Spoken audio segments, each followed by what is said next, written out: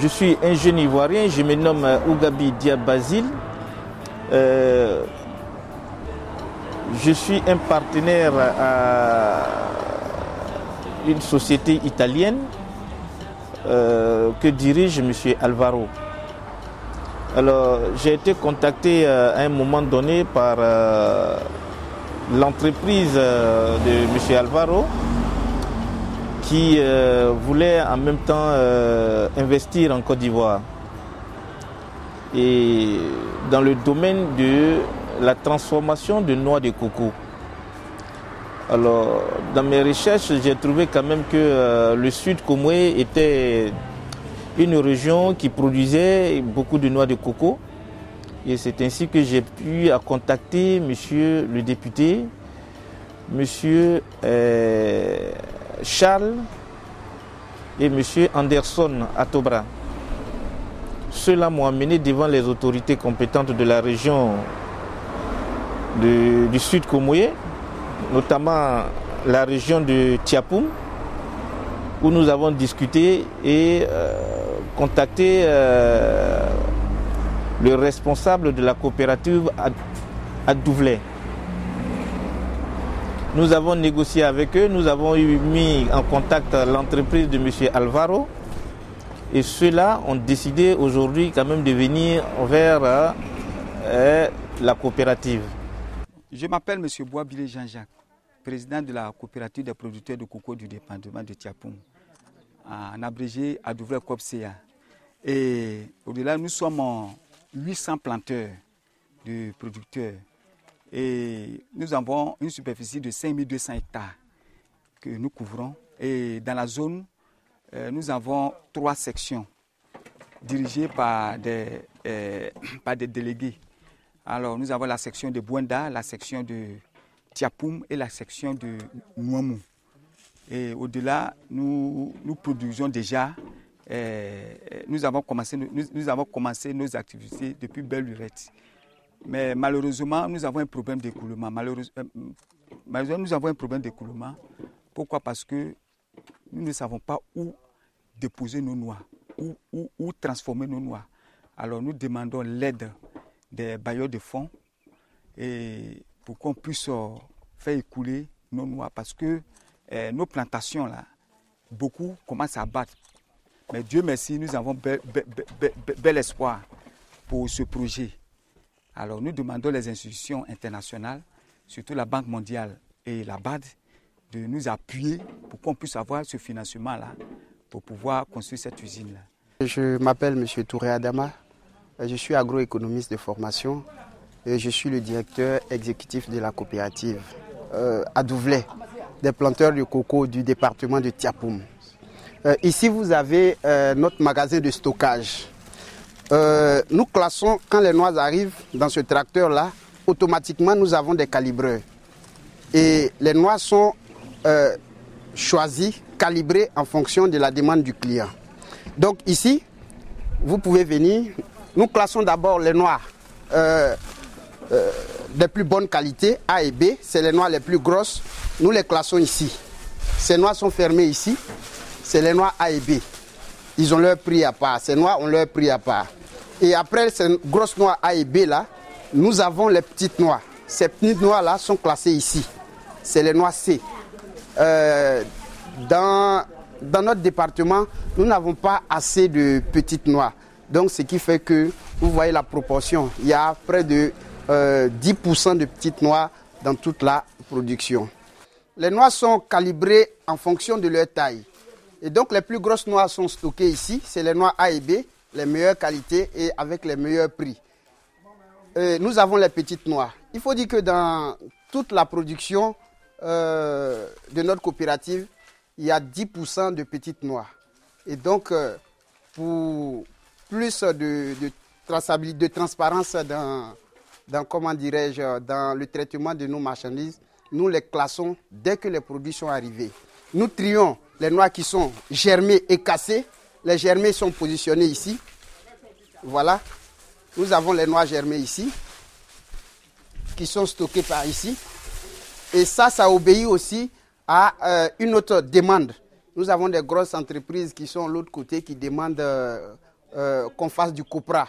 Mais compte tenu de l'accessibilité des lieux, vraiment, le copra reste ici souvent, ça pourrit et ça fait une perte pour la coopérative.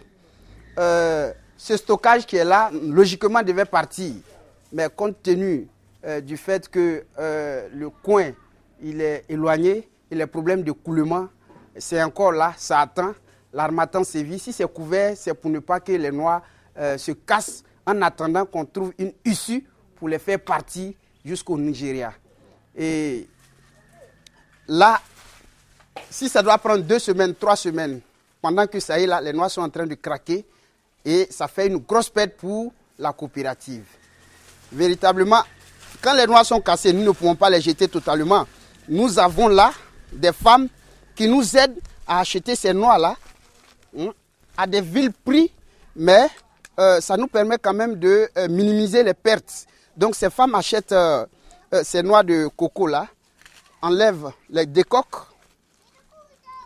Ces femmes les décoquent et vont faire de l'huile fraîche de coco. Et on peut visiter des unités de transformation qui sont au bord de l'eau. Maintenant ici, l'autre noix cassée, nous en faisons du copra. En attendant qu'on puisse avoir une issue de sortie, nous venons sécher ces quelques noix cassées là. Oui, sur le soleil. Là aussi, nous n'avons pas de four. On n'a pas encore de moyens pour faire des fours. Donc nous sommes obligés de nous soumettre aux caprices du temps pour pouvoir sécher un peu de copra pour livrer. Et là aussi, pour livrer le copra, quand le partenaire vient ici, si la tonne est peut-être à 250 000 à Abidjan, il vient nous prendre ici la tonne à 190 000. Et vous voyez, les pertes sont énormes. Et donc, tous ces facteurs font que, véritablement, les planteurs ont du mal à s'en sortir. Et donc, la coopérative fait main et pieds pour encourager les planteurs, leur dit que non, il y a un lendemain. Leur dit que non, il y a un lendemain meilleur. Et si véritablement M. Ougabi et M. Alvaro nous apportent un projet qui va permettre d'évacuer nos produits, d'utiliser de manière rationnelle tous les produits issus de la noix de coco, je pense que c'est la bienvenue. Parce que si ce n'est pas fait, je vous assure que dans 10 ans, dans 15 ans, toutes ces plantations, ces belles plantations-là vont disparaître. Voilà, parce que nous sommes obligés de livrer notre production à vil prix. Véritablement, je vous exhorte à trouver, monsieur, la coopérative, vous voyez tous les délégués, monsieur le président, les secrétaires, les délégués sont venus aujourd'hui pour vous écouter parce que vous suscitez là un véritable espoir pour tous les départements. Je m'appelle Blaise Gavlan, le maire de la commune de Tiapoum.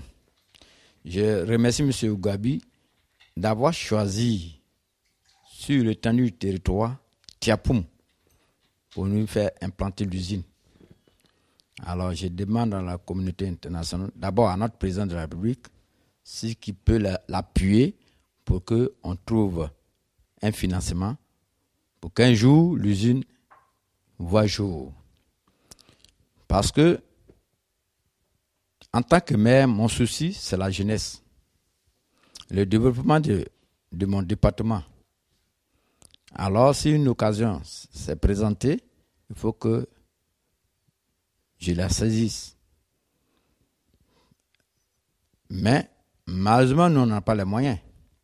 Donc, on demande aux institutions internationales de nous appuyer pour que l'usine voit jour un jour. Ce serait notre cadeau. Mais je sais que même avec un président comme Alassane, l'émergence est même dans les contrées. Sinon, comment vous pouvez comprendre que des Italiens ont besoin d'implanter une usine et c'est à Tiapoum qu'ils ont choisi. Ça veut dire que le président, même quand il sort, il parle de tous ces villages, même de ces campements. Moi, c'est comme ça que je vois la chose. Donc, vraiment, je demande au président d'appuyer auprès des institutions pour que l'usine voit jour pour absorber la jeunesse, le chômage. Je ne veux pas qu'un jeune chôme comme lui-même il le dit. C'est pour ça qu'il dit que l'émergence, effectivement, on voit. Alors, moi, mon souci, c'est ma jeunesse, les femmes. Et si l'usine est là, il peut appuyer l'État. Parce qu'ils vont nous aider à développer les petits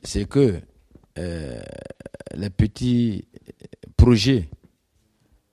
Les petits projets. Et l'État va prendre les grands projets. Alors, c'est mon cri. C'est la doléance qui demande. Il faut que l'État appuie M. Zouambi pour que on nous aide à implanter l'usine. Merci.